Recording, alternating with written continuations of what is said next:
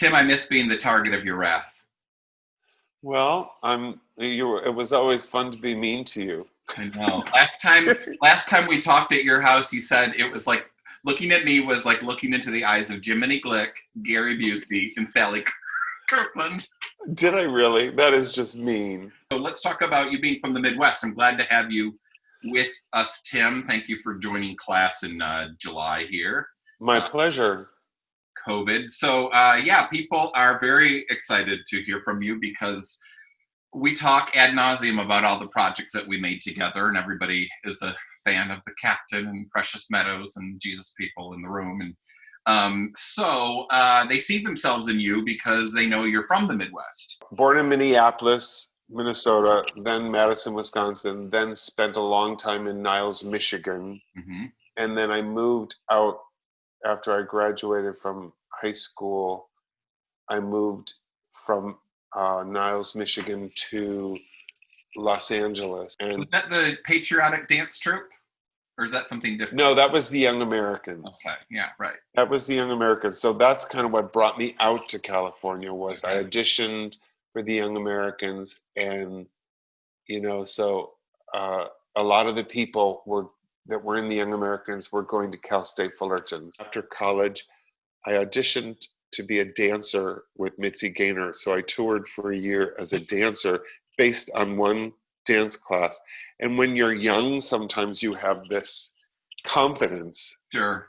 This kind of blind confidence. And I just remember after that thinking, well, I was really good in that class. And I thought, well, I am just, I'm a dancer. And then when I got the job, I very quickly realized that it's actually a skill. And so I did it for a year. And when my contract was up, I left. And then I moved up to Los Angeles and I started studying acting. Okay. And then there's one thing about that I want to say. I studied with Gordon Hunt, was my first teacher, like outside of college. Is that he was Helen a casting director. Yeah, Helen Hunt's father. She was in the class. There were like 8 of us. Wow. And one of the people was a little person named Zelda Rubinstein.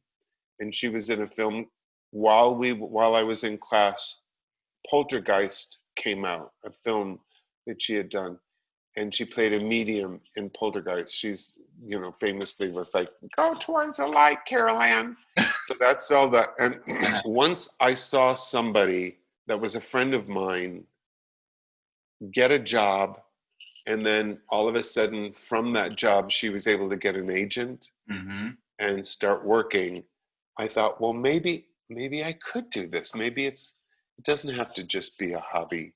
Yeah. And so I think that was one of the things that really inspired me was seeing somebody and feeling like I could be that person. Mm-hmm. Not that I could ever be a Jewish woman who's middle-aged and a little person, but I can, you know what I'm saying? Like we're not the same type. At least you weren't going up for the same roles. No. No. I was not a threat to her. Oh, and one other thing. And then I met her agent, and he said, he didn't say it to me. He said it to her that I was light in the loafers, and that I would never work in this town because I was light in the loafers.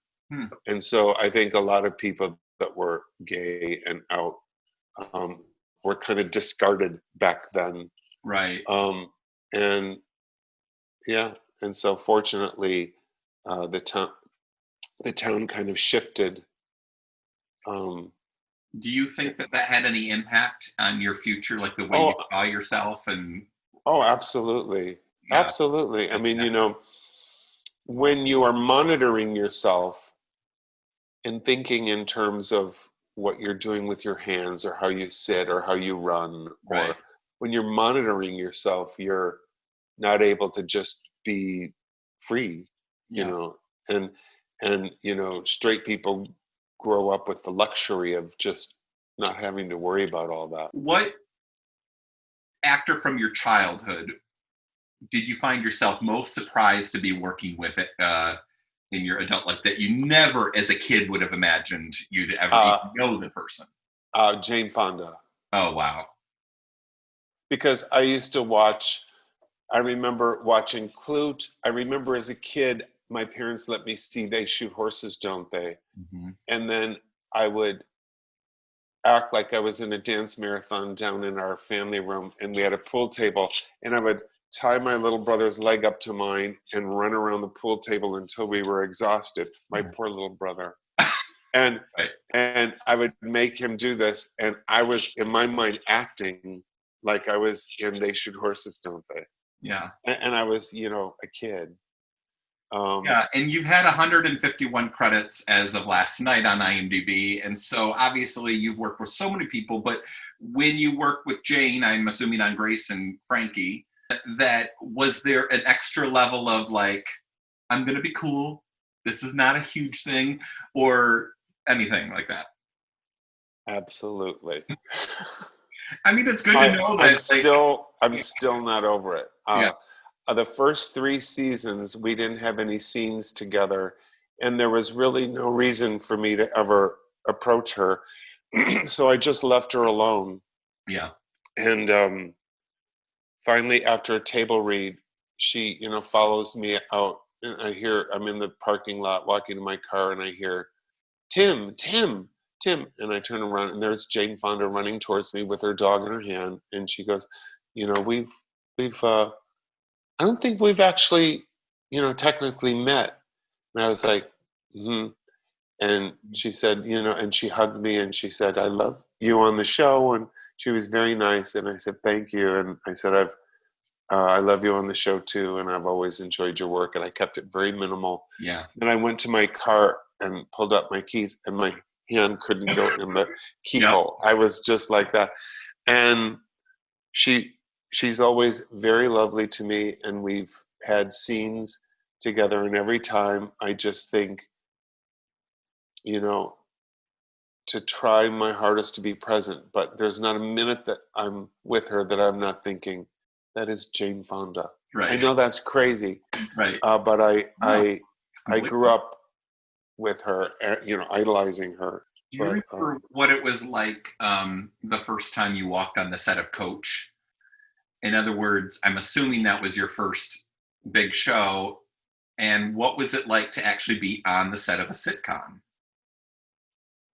um, there were a couple things that just popped into my mind. First of all, I remember, like, one of the things that I had to do was Jerry Van Dyke was going to put his hands in my mouth and take cake out of my mouth. Okay. And I remember I was so excited to be there. It never occurred to me, like that his filthy hands were going to be in my mouth.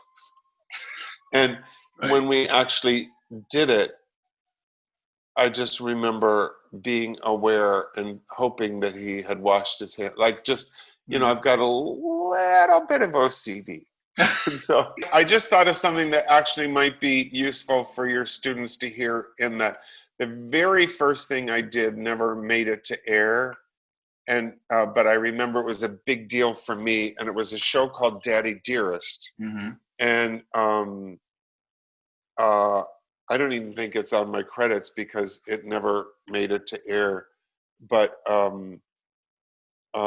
it was with Don Rickles and Richard Lewis. Oh yeah, Richard Lewis. Richard Lewis. I can see him having. So I had one scene. I was playing a priest, and I was with Don Rickles, Mm-hmm. and I was nervous because it was Don Rickles, and I thought, oh my God, he's going to be so mean to me and everything, Yeah. because he's Don Rickles. He's going to spot me, and see how sensitive I am, and he's just going to lay into me. Could not have been nicer. Uh-huh.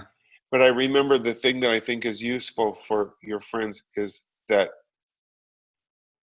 I had been a page at Paramount and had been watching Cheers. I was standing up there, watching them film Cheers, Mm-hmm. and kind of visualizing what it would be like to be on a set. Mm-hmm. And I had seen, the sitcom set, and I understood how it worked, and the layout of the land. And when I was finally on that set, I remember I went there early, and I was nervous, and I thought, maybe if I see it, I won't be nervous. And I went there and I was walking up and down and looking at the whole set, and I thought, I've been on a set a million times, you know, watching as a page. And so I thought, I know this. This is nothing to be afraid of. And then I remember I was afraid of Don Rickles, and he asked me, we were going to pre-shoot our scene, and Mhm. he said, would you mind if when they come around and do coverage, if I tape my lines on your chest? Oh my Um, gosh. and I was like, I don't mind at all. And he said, thank you so much. And he taped his lines here, and he did it like that. And I just thought, there's nothing to be afraid of. Everybody is in their own thing. They're all trying to do the best they can do. And it just put me at ease almost.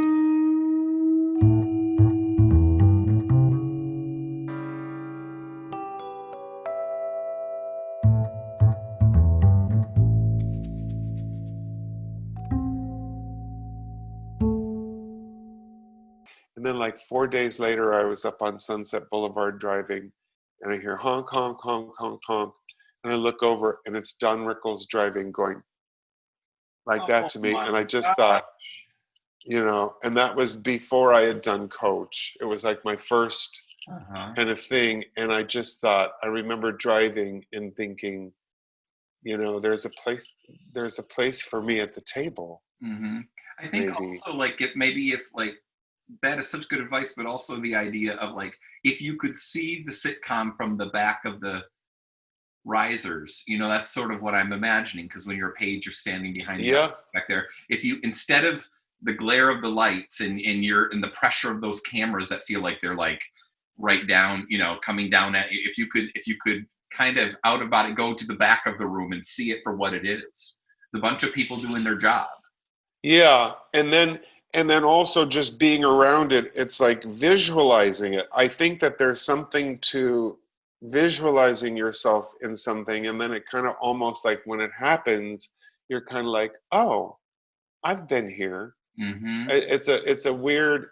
I don't, believe me, I don't want to sound like a crazy person that from The Secret, that book where it's like, I want a red wagon, and then all of a sudden there's a red wagon at your front door. I don't think that. Right. I'm just saying that there is something to putting yourself in that situation. And I remember all my jobs that I had were always kind of like, um, you know, trying to be around in the periphery of show business so Hmm. that I could see it and observe it.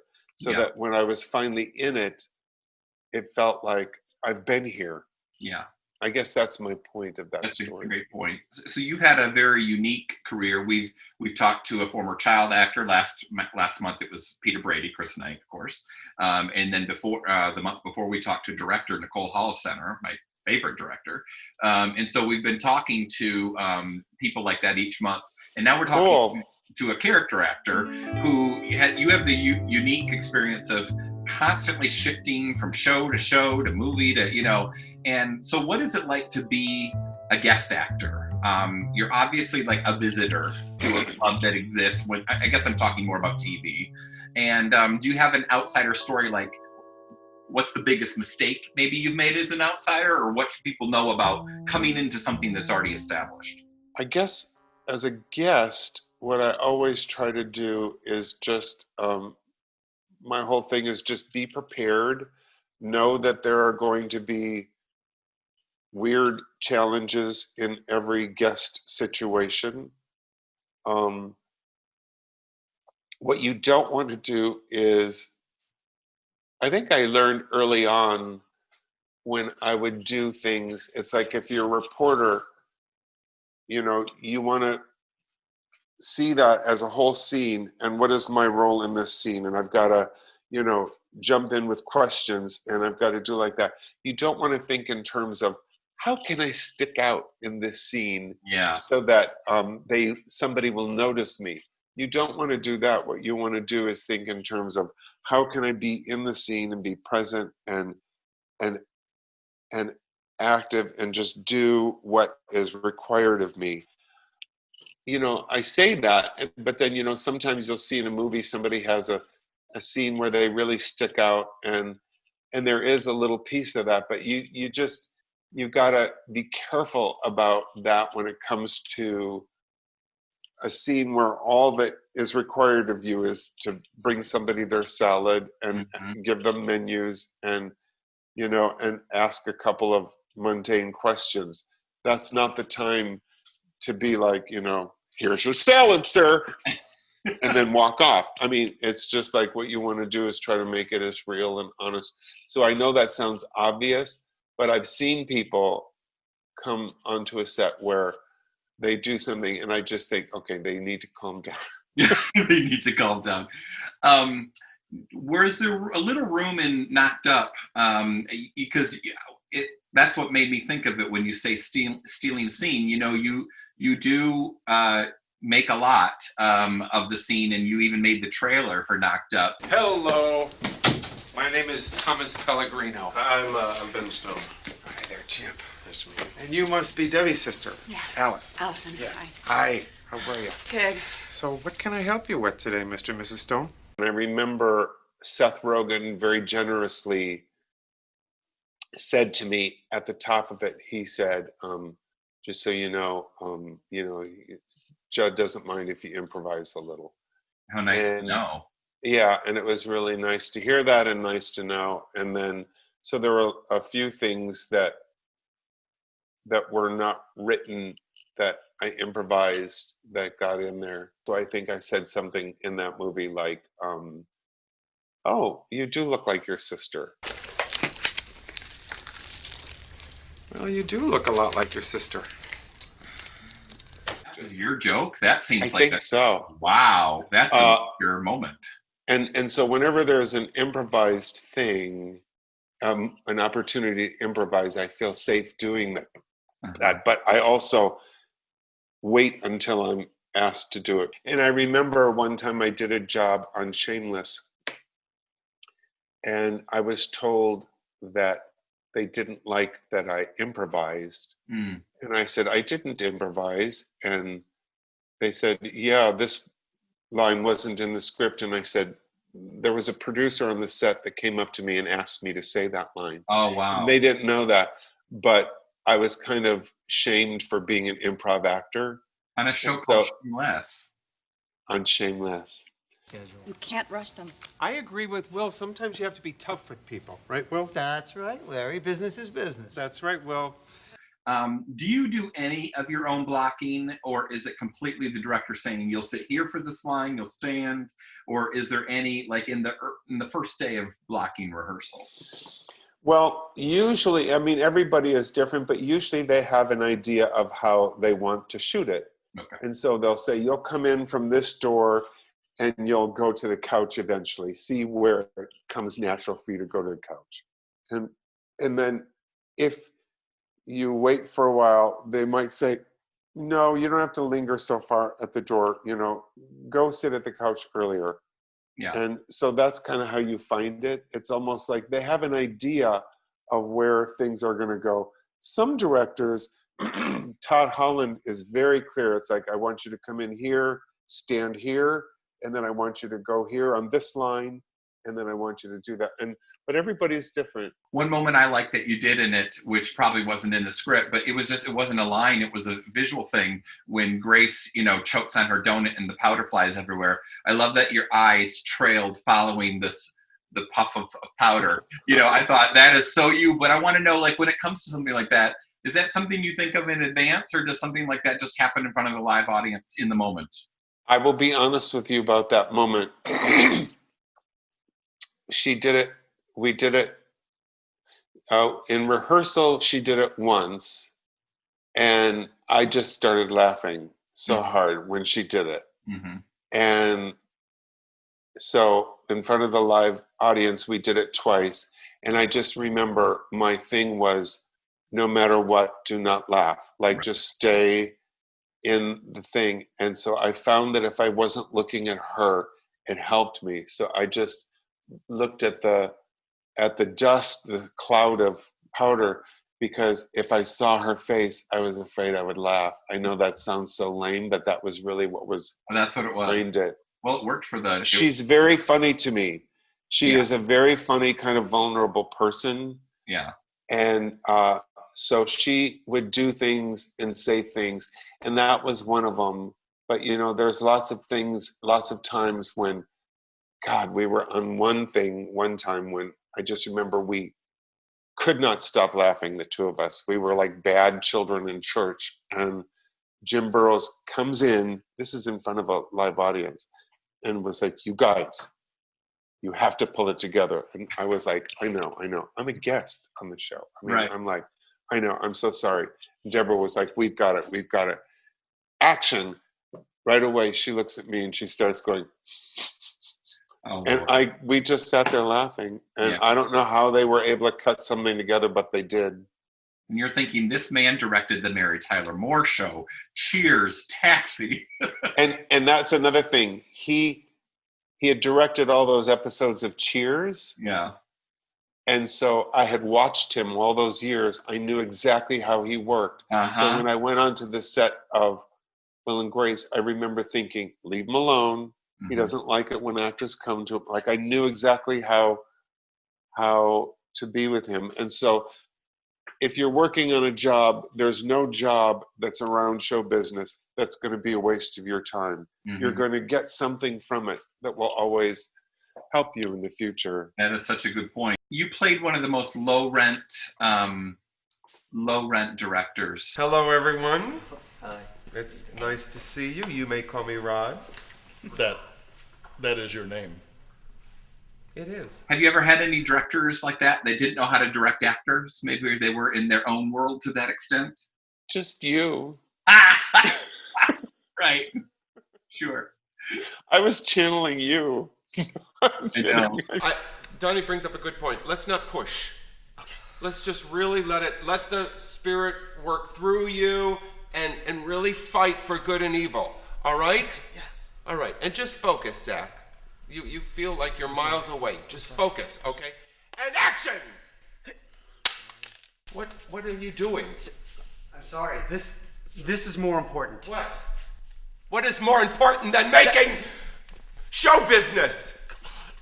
A lot of times what will happen with directors is if they're a guest director, they get nervous because they want to do a good job so that they're asked back. And so they're kind of operating out of fear. You know, what I love is when a director has clarity, when they've done their work and they know what they want from you and they make that clear. If you're not delivering it in the way you want, they know how to communicate that to you. Okay. I just assumed, because I'm the pastor and I'm financing the video, that I was going to play Christ. That'd be Jesus in the video, because I've got the facial hair. Are you serious? A lot of comedy has insults built in, especially, improv is tricky because it just comes to your brain and then you find yourself saying it. But in a scripted thing, like with Jesus People, you basically told Jerry, nobody wants to see a fat Jesus.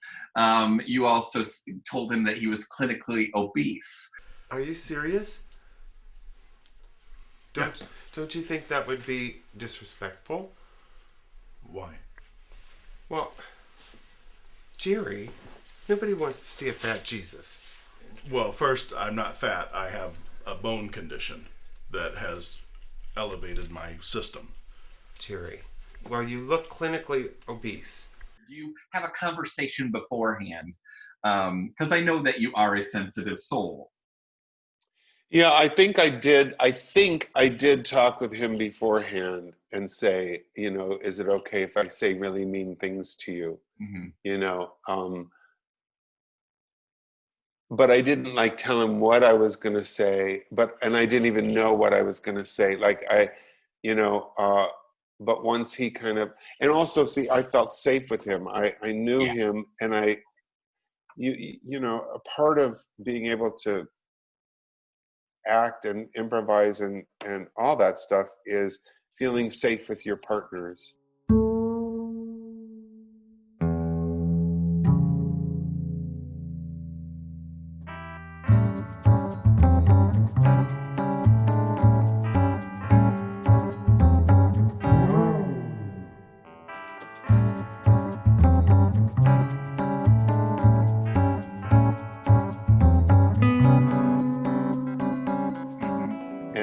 And so you do have to establish kind of a sense of trust. After much thought, I have decided who's going to play what role. Zach will be playing Michael, the Archangel, and Ty will be playing the Demon. And Wait, why? Why do I have to play the demon? Because, well, he's playing the Archangel, Michael, the Archangel. So the other male role would be the Demon. And then, But- what? Okay, Ty, I think it would be confusing for people if you were a regular angel. Right. Why? Well, because Is it because I'm black? nobody would. I've never seen a black angel. Have you? I've never seen an angel. Well, too bad for you because they're white and they're beautiful. Kara will be the bride of Christ, representing the church, and Gloria will be the whore of Babylon, representing the Antichrist and his minions. But you always want them to feel safe. Another thing, just, in This Is 40 and also in Knocked Up, I played a gynecologist where there was a woman, an actress whose legs were spread open in front of me, and I said to both of the actresses, I am not going to be touching you, and if I accidentally do, it's an accident, and just You let said, me know but would you mind if I tape my lines in between your thighs? No, I didn't say that. But I did say, if you're ever uncomfortable, feel completely free to say something to me. Yeah. And then I remember one time on what was that? A show with Regina King, called Southland? Southland. I played somebody who was naked from the waist down. I had a sock, but my butt was naked.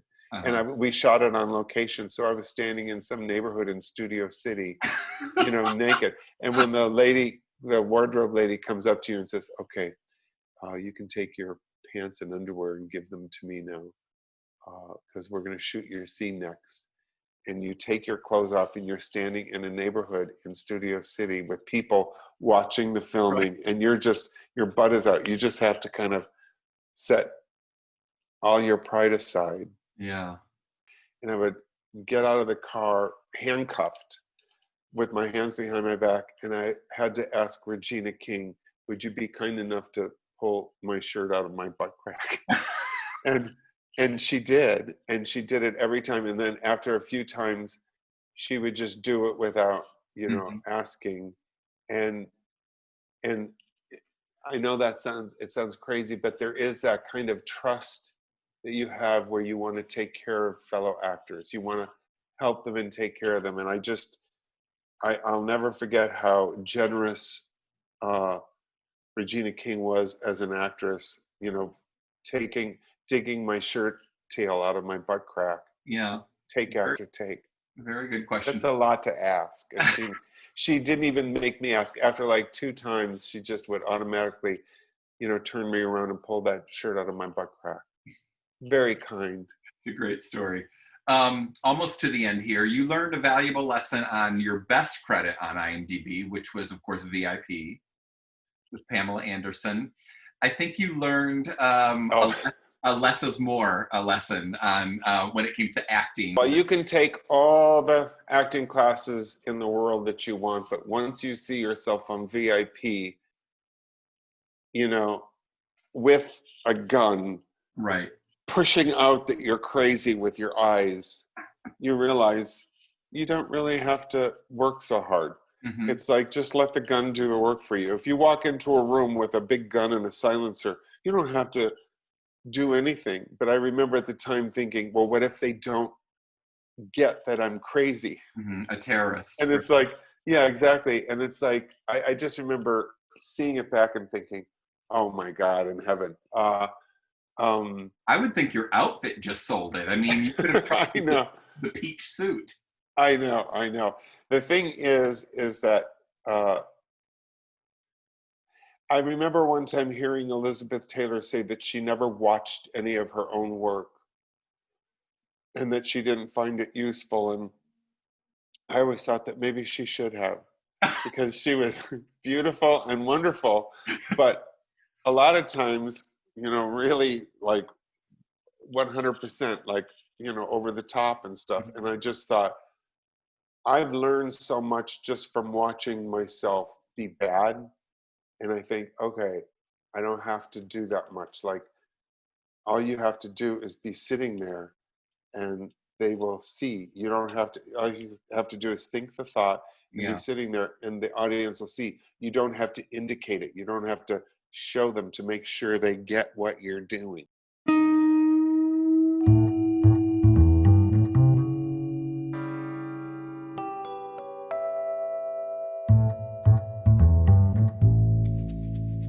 Also, they were trained to speak in this kind of odd mid-Atlantic accent that is not real. Right. And so people would be like, why, I tell you, I've got to go in there, but I don't want to go into that room. I tell you, I'm scared. I'm frightened. I don't want to do it. I don't know. I've got to ask my mother. And it's like, we don't say ask here. It's like, No, ask.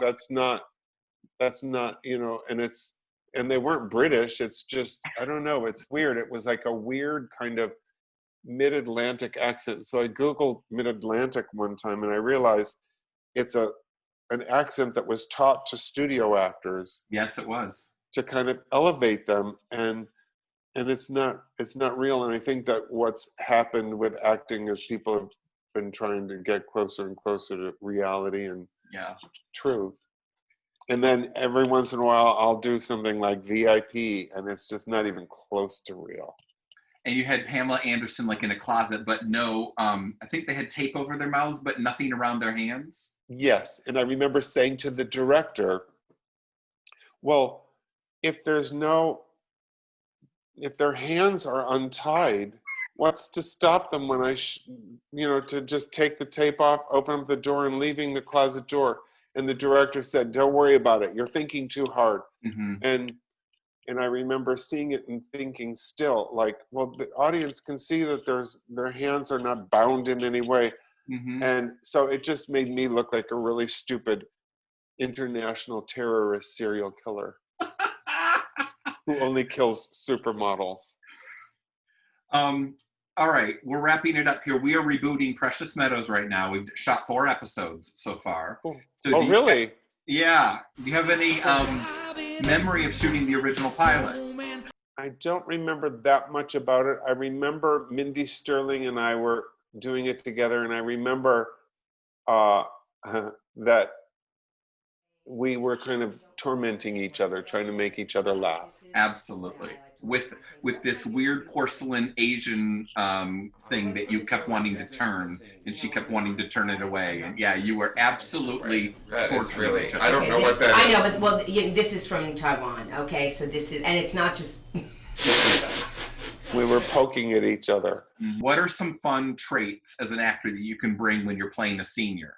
Now, most of my actors playing seniors are seniors, but they're about 20 years younger than you would be in a nursing home.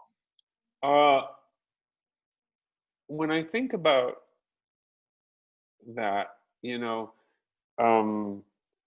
because I've seen people like at the Groundlings when they're playing older people and they're not believable. And I always just think, look at the people in your lives that are older and how they, it's not like they're trying to act like they're walking slowly or that they're whatever. There's always some logic behind everything that they're doing. So if they're walking slowly, they're trying to keep balance, Right. They're trying, so there's always an objective to play that's not, I'm going to walk slow like an old person or humped over. It's more, like my body is exhausted, so it might droop a little bit, or I'm trying to keep myself from falling down, and so that's why I'm walking slowly and carefully and grabbing onto the countertop and like that. And with talk and with thoughts and stuff, it's like you're trying to think of the thoughts and the words aren't coming as quickly, because that's what happens when you get older. And sometimes you will speak before you have the words locked and loaded in your head as a senior. And Right. so the speech will come out, where it's not as clear and direct, because things are kind of gray and not as clear and direct. And so I think that if you think in terms of there's logic behind the behavior rather than just playing a random behavior, really think about why that person is rambling on. Speaking of the captain, I put this up as an homage for you today. It's normally in my office, but I wanted it to be a part of our. Oh, that's nice. Oh, wow. That's really nice. Let me see the pictures. That's. Oh, yes. Together. Melissa, that's right. Melissa was in it. That's you on Kimmel. Oh my God, that's right. And that's us. Probably that's Cheryl Hines. Yeah. And that's you probably tried to speak in that scene. That's probably where I did actually. I did. I said something about I don't want to swallow my fork as you were plowing into me over and over. But it was a classic example of me trying to steal focus from the stars of the scene, which were Cheryl Hines, Mindy Sterling, and Tim Bagley. Also, in fairness, I always was looking for any opportunity to slap your hands and be hideous and disrespectful. I've never seen you have more fun than when you whispered to Mindy Sterling, "Run right into him." So when you had her constantly pushing your whole body, your whole wheelchair right into my side, and I remember you saying, "You can't hurt him."